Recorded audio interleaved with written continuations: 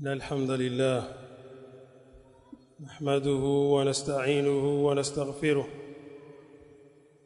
ونعوذ بالله من شرور أنفسنا ومن سيئات أعمالنا من يهده الله فلا مضل له ومن يضلل فلا هادي له وأشهد أن لا إله إلا الله وحده لا شريك له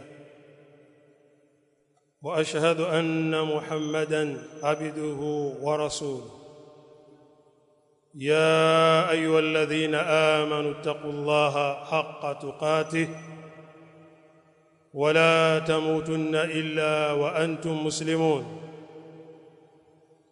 يا أيها الناس اتقوا ربكم الذي خلقكم من نفس واحدة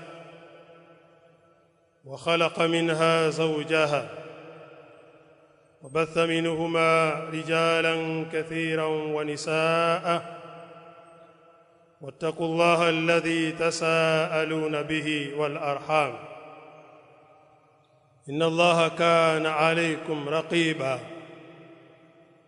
يا أيها الذين آمنوا اتقوا الله وقولوا قولا سديدا يصلح لكم أعمالكم ويغفر لكم ذنوبكم ومن يطع الله ورسوله فقد فاز فوزا عظيما أما بعد فإن أصدق الحديث كتاب الله وخير الهدي هدي محمد صلى الله عليه وآله وسلم وشر الأمور محدثاتها فإن كل محدثة بدعة وكل بدعة ضلالة وكل ضلالة في النار. معاشر المسلمين، أوصيكم ونفسي بتقوى الله عز وجل فقد فاز المتقون. ndugu zangu waislamu, awali ya yote, baada ya kumhimidi Allah subhanahu wa ta'ala na kumsifu yeye na kumtakia sala na salam kipenzi chetu mtume wetu Muhammadin sallallahu alayhi wa alihi wasallam. Ama maudhui yetu ya leo, tutaidurusu na kuitizama hadithi ya Ghadir Qummi. Hadithi hii ilikuja baada ya tukio lililohusiana na Ali bin Abi Talib, ambapo baadhi ya masahaba walikuwa na malalamiko juu yake kutokana na matendo yaliyotokea huko nchini Yaman. Baada ya vita vya Hawazin huko Yaman na baadhi ya makabila ambao walikuwa wakipigana na Khalid bin Walid. Khalid bin Walid alikuwa ni kama kamanda wa kikosi, akawashinda hao makabila, kisha akapata nusra juu yao, akapata mali nyingi, mali mbalimbali, ikiwemo katika mali hizo mateka. Akapeleka ujumbe kwa Mtume Muhammad sallallahu alaihi wa alihi wasallam ya kwamba nataka mtu ambaye atakayeweza kuzigawa hizi ngawira. Basi Mtume alayhi salatu wasalam akampeleka Aliyan, fa arsala an-nabiy sallallahu alayhi wa alihi wasallam Aliyan alayhi salam Mtume akampeleka Ali alayhi salam ili atimize kufungua miji mingine na aweze kukusanya zile ghanima, mali ambazo zimepatikana katika vita. Akagawa mafungu kama kawaida, na ahlul bait wao wakajigawia fungu la 5. Nagaiwa mafungu, wao wanachukua sehemu ya 5 katika hayo mafungu. Mtume alayhi salatu wassalam alipompeleka Ali, lakini alimpa maagizo, akamwambia ukifika huko Khalid bin Walid ajiuzulu katika kikosi na wewe uwe kamanda. Lakini pia yeye alitoka na kikosi cha watu wengine. Mtume akaandika katika barua hile kwamba ambao watajihisi kuendelea na Ali waendelee naye, lakini yule ambaye atajihisi sasa amekaa muda mrefu vitani, anataka kurudi Madina, na arudi. Kwa wapo ambao waliobakia na wapo ambao walioendelea na Ali bin Abi Talib. Lakini ule ugawanyo ule, malalamiko yakaanza pale. Pakawa kwa nini Ali amejijawia yeye sehemu ya 5? Na kadhalika kulikuwa na mwanamke mzuri akamchukua yeye. Hayo sasa ndio ikawa minong'ono ya watu. Na Ali bin Abi Talib hajafanya kosa, kwa sababu Allah subhanahu wa ta'ala anasema kwenye kitabu chake, wa'alamu anna ma ghanimtum min shay'in fa anna lillahi khumsahu walirrasuli walidhil qurba walyatama walmasakin wabnis sabil.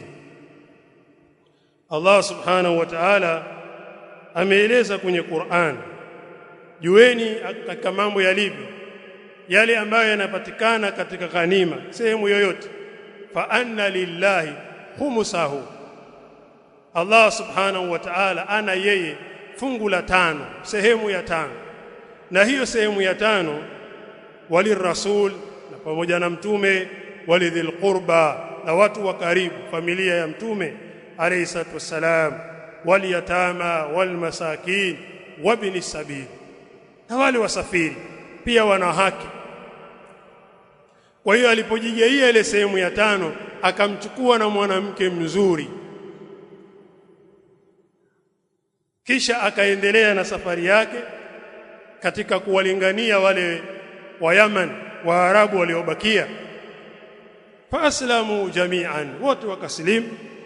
Kisha yeye Ali bin Abi Talib akaandika barua kwa Mtume Muhammad alayhi salatu wasalam kwamba wale wote ambao nimewalingania katika kabila la Hamdan wote wameslimu, hawakutaka vita. Mtume alayhi salatu wasalam akasema, assalamu ala Hamdan, amani iye juu ya watu wa Hamdan. Ndugu zangu Waislamu, mpaka hapo mmenielewa kwamba kulikuwa na malalamiko dhidi ya Ali bin Abi Talib wakati alipopelekwa kule Yaman.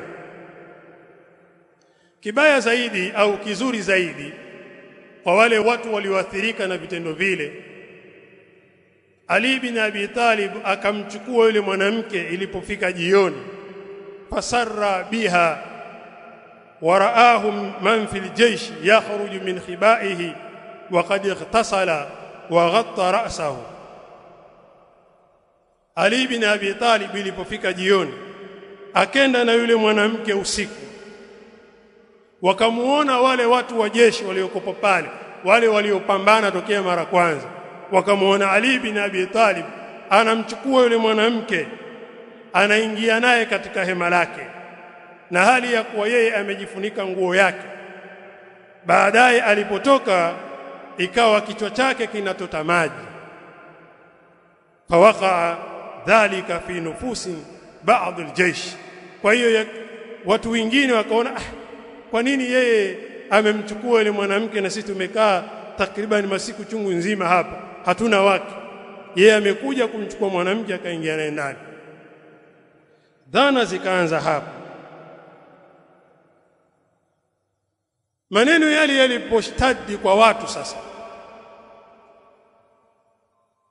Khalid bin Walid ambaye ni mmoja katika walioathirika na ile fitna inayozungumzwa na watu, akaandika barua kwa Mtume Muhammad alayhi salatu wasalam, yukhbiruhu fihi bima sana Ali, anampa habari kwa yale ambayo aliyofanya Ali. Lakini hapo akampeleka Buraida alipoandika ile barua, faqala Buraida ib'athni musaddikan likitabika, basi wewe nipeleke mimi ili nithibitishe hayo ambayo unayoandika na unayasema. Kwa Ali kweli, faba'athahu Khalid bilkitab, Khalid akampeleka Buraida akampa kitabu. Buraida alipofika kwa Mtume alayhi salatu wasalam, falamma qadimtu ala rasulillah sallallahu alayhi wa alihi wasallam dhakartu aliyan fatanaqastuhu, nikamtaja Ali kisha nikamdharau. Yani alipofika kwa Mtume alayhi salatu wasalam, ikawa yule Buraida akamtaja Ali kisha akazungumza lugha ya kidharau mbele ya Mtume, kisha akasema thumma qultu inna aliyan akhadha jariyatan min al-khumsi, hakika Ali amechukua mjakazi katika ile sehemu ya 5. Faja'altu aqra alayhi alkitab, nikawa ninakisoma kile kitabu, wa aqulu sadaqa, yani anasoma huko anasema hapa Khalid kasema kweli, anamsomea Mtume. Wa kuntu rajulan mikbaban, ikawa mimi sasa nimeinama chini, yani sitaki Mtume aniangalie, nikawa namsomea kwamba Ali kafanya hivi, Ali kafanya hivi, alafu kweli kabisa, yani anazungumza ili Mtume na yeye pia athirike. Ali kafanya hivi, kachukua mwanamke mzuri, kafika pale kafanya hivi, kajidai hivi, hakazungumza yale maneno. Farafa'tu rasi, nikanyanyua kile kichwa changu, faraaitu wajha rasulillah sallallahu alayhi wa alihi wasallam qad taghayyar, nilipoinua kichwa changu nikaona uso wa Mtume alayhi salatu wasalam umebadilika, wahmarra, na ukawa mwekundu kabisa. Mtume akamshika mkono wake pamoja na kile kitabu, akamuuliza swali moja tu, ya Buraida atubghidhu aliyan, ewe Buraida unamchukia Ali? Qultu na'am, akasema ndiyo namchukia. Hakupepesa macho, mimi ninamchukia Ali bin Abi Talib.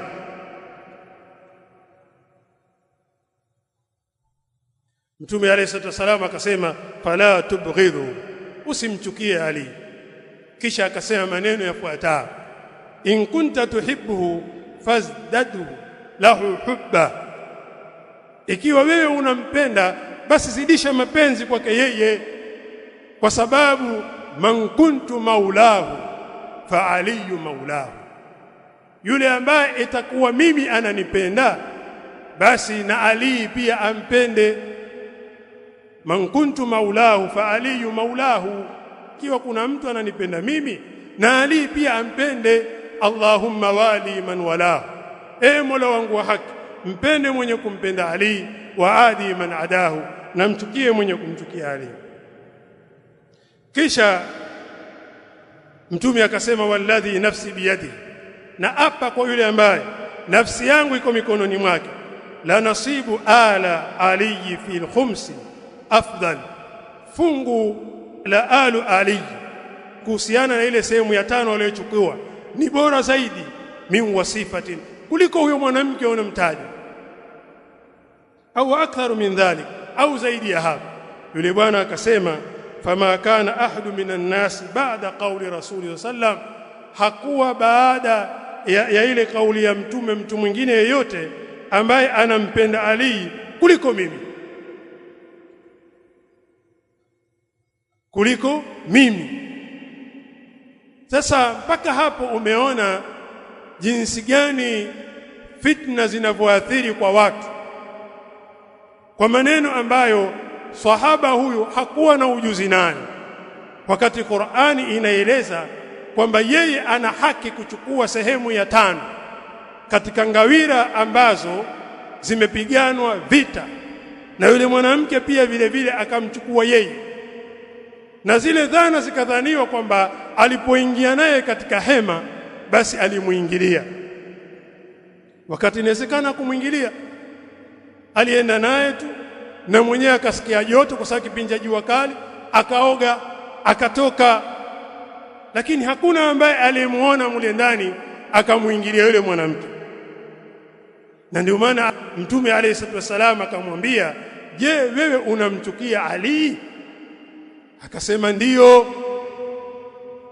Sasa nimetanguliza mukaddima huu kutaka kuelezea kisa cha Ghadir Khum, ambacho mashia wao wanaona kwamba kisa hicho ni kutawazwa au kupewa uongozi Ali bin Abi Talib kinyume cha mtu mwingine yeyote, kwamba yeye ndo awe kiongozi baada ya Mtume Muhammad alayhi salatu wassalam. Aqulu ma tasma'un wa billahi tawfiq. Alhamdulillah wassalatu wassalam ala ashrafil anbiya'i wal mursalin nabiyina Muhammad sallallahu alayhi wa alihi wasallam. Ndugu zangu Waislamu, nimeleta utangulizi huo ili mfahamu kwamba hadithi ya man kuntu maulahu, kwamba ikiwa mimi unaninipenda fa aliyu maulahu, haina maana ya kwamba Ali anatawazwa kuwa yeye ndiyo khalifa. Haina maana hiyo, kwa sababu kuna tofauti ya kati ya wilaya na alwalaya. Kwa Kiarabu wilaya ni uongozi, alwalaya ni mapenzi, na hapo imekuja na sigha ya alwalaya, sio wilaya. Kwa hiyo man kuntu maulahu, yule ambaye itakuwa ananipenda mimi, fa aliyu maulahu, basi na Ali ampende, kwa sababu ya kile kisa cha nani, cha Bureda. Kwa hiyo kulikuwa na maneno kwa wale watu wa Madina, na kipindi hicho Mtume alayhi salam alikuwa ameshaandaa kikosi kwa ajili ya kwenda zake haji. Kwa hiyo tuko katika mwezi huu ambao kisa hiki kimetokea, maana kilitokea tarehe 18 ya Dhulhijja, hijjatul wada, siku ya hija ya Mtume kufanya hija mwaka huo, mwaka wa 10, tarehe 18 ikawa Mtume sasa anarudi zake Madina. Alipofika Madina akasimama sehemu inaitwa Ghadir Khum. Fa Ghadir Khum ni sehemu ambayo iko Maka na Madina, kati ya Maka na Madina. Kwa kutokea Maka mpaka Ghadir Khum ni kilomita 159. Kwa kutokea Madina mpaka Ghadir Khum ni kilomita 196. Na maana yake Ghadir Khum ni kijimto au kijibwawa ambayo ilikuwa masahaba wakifika hapo wanapumzika kwa ajili ya kunywa maji. Lakini kwa sasa kumejengwa daraja la SGR, hakuna athari yoyote ile ule mto, lakini sasa hivi kuna daraja limetengenezwa pale. Hivi leo ninapozungumza pana daraja limetengenezwa pale Ghadir Khum ambayo inapita treni juu. Sasa alipofika pale Mtume alayhi salatu wasalam akawahutubia watu, akatoa hutuba pale kutaka kumaliza ule mzozo uliotokea kule Yaman. pale akatoa hutuba. Lakini mashia wao wanasema eti mtume alipofika njia ya panda hapo Ghadir Hum akawahutubia masahaba wote ili kumtawaza Ali. Huu ni uongo. Kama angekuwa anataka kumtawaza awe yeye kiongozi, angesema kule Arafa au angesema Mina, watu wote wako hapo. Lakini ajisema huku kichochoroni Ghadir Hum alafu useme kwamba anatawadha. Vipi awe kiongozi pale? Kwa nini asimtangaze kule? Alafu Ghadir Hum si njia ya panda. Hawa mashia ambao wanaishi humu Mwazola, sumu Kidegani, huko wapi, hawajui hata hiyo Ghadir Hum iko wapi. Mtu asema tu njia ya panda. Njia ya panda kuna wapi? Hakuna njia ya panda. Ni njia tu moja kwa moja. Njia ya panda ya Mabukweni, hakuna njia ya panda hapo. Sasa wanasema eti pale mtume alisimama njia ya panda akawaambia masahaba. Uongo. Masahaba tukisema kilomita 159 kwa kutokea Maka, waliokwenda Jidda wameenda Jidda, waliokwenda Taif wameenda Taif, wamebaki watu wa Madina peke yao wanaelekea Madina, na ule ugomvi umetokea Madina, watu wa Madina. Kwa hiyo yeye atakufanya sulhu kwa wale watu, kuambia yale mambo ambayo aliyofanya Ali bin Abi Talib ni sawa. Ndugu zangu Waislamu, Mtume alayhi salatu wasalam wanasema, wanatoa dalili wenyewe mashia kwamba aliambiwa ya ayuha rasul balligh ma unzila ilaik, balligh ma unzila ilayka min rabbik wa in lam taf'al fama ballaghta risalatahu wallahu ya'simuka minan nas. Ewe mtume, fikisha yale ambayo yameteremshwa kwako wewe kutoka kwa Mola wako. Usipofikisha itakuwa wewe hujafikisha. Wa in lam taf'al fama ballaghta, ikiwa wewe hujafikisha basi itakuwa hukufikisha ujumbe. Kwa hiyo fikisha. Tawaambia aya hii haikushuka hapo. Aya hii ilisomwa siku nyingi kabla ya hapo. Madina ilishuka huko kabla mtume hajaenda Makka. Aya iliyoshuka al-yawma akmaltu lakum dinakum wa atmamtu alaykum ni'mati wa raditu lakum al-islam dinan, ilishuka Arafa. Lakini aya hiyo imeshuka siku nyingi. Kwa ndugu zangu Waislamu, nataka kuwaeleza ahli sunna na Waislamu wote kwa ujumla, maneno na madai wanayozungumza mashia kwamba mtume alimtawaza kuwa kiongozi baada yake yeye Ali bin Abi Talib ni madai ya uongo, sio madai ya kweli. Kwa sababu hapo Ghadir Hum sio njia ya panda, ni sehemu tu. Kama unakwenda zako Dar mfano, hakuna njia ya panda. Njia ya panda ushaiacha huku Segera huku, kwamba huku unaenda Arusha na huku unakuja Tanga. Hiyo njia inaelekea moja kwa moja mpaka Dar. Kwa hiyo wanakwenda huko ni watu wa Dar, na huo ugomvi umetokea huko kwa watu wa Dar. Kwa hiyo yeye anataka kufanya sulhu, kuwaambia hayo madai yenu ya kumtuhumu Ali bin Abi Talib sio sawa. Nyinyi masahaba, usawa ni huu. Nadhani hapo tulikuwa tumeelewana. Kwa hiyo ndugu zangu Waislamu, kuna vitu tunajifundisha katika hadithi hiyo. Sio kila mambo ya uvumi mtu unaweza ukayabeba ukayazungumza kana kwamba vile wewe ulikuwepo. Haitakikani kwa Muislamu. Na ndiyo maana ukiingia katika mambo na ujue hakika yake, matokeo yake yanakuwa ni aibu. Unaona aibu. Sasa masahaba kwa kuwa wao wamekaa lillah, Buraida alipoambiwa akasema mimi nampenda Ali kuliko mtu mwingine yote. Lakini alikuwa ashaathirika Buraida na Khalid bin Walid na baadhi ya watu wengine pale kwenye kile kikosi, walikuwa wameshaathirika kwa sababu tu ya mwanamke. Na hii leo tabia hii pia tunayo. Yani mtu anakasirika kwa sababu ya mali, mtu anakasirika kwa sababu ya vitu vya kidunia, basi tu ana chuki zake yeye mwenyewe binafsi. Hiyo si sawa. Na Mtume alayhi salatu wasalam yuko hai ndo anatoa matatizo hayo. Na kipindi hiki tulikupo nacho, kadhia zetu ni lazima tuzipeleke kwa watu ambao wenye kuhusika.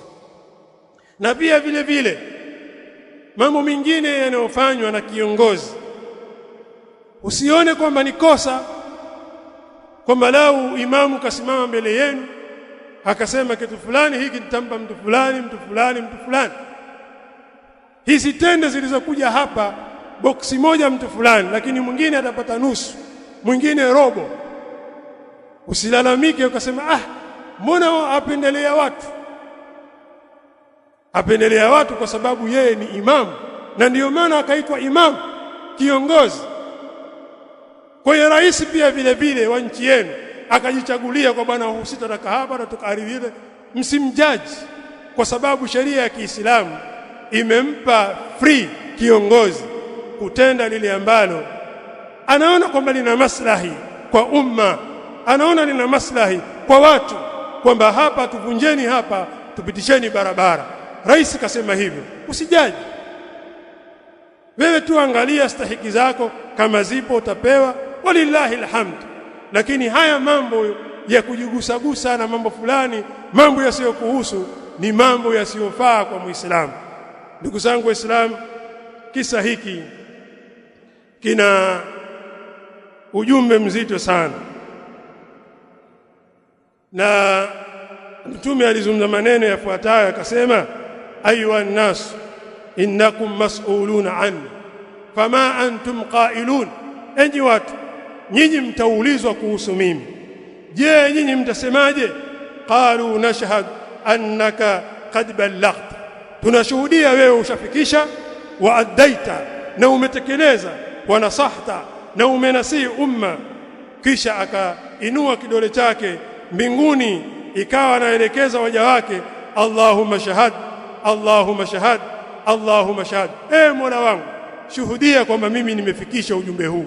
Kwa hiyo kama kuna mtu mwingine atakwenda kinyume na haya ambayo nimeyafikisha, hayo ni kwa ajili yake yeye mwenyewe. Rabbana atina fid dunya hasana wa fil akhirati hasana wa qina adhaban nar.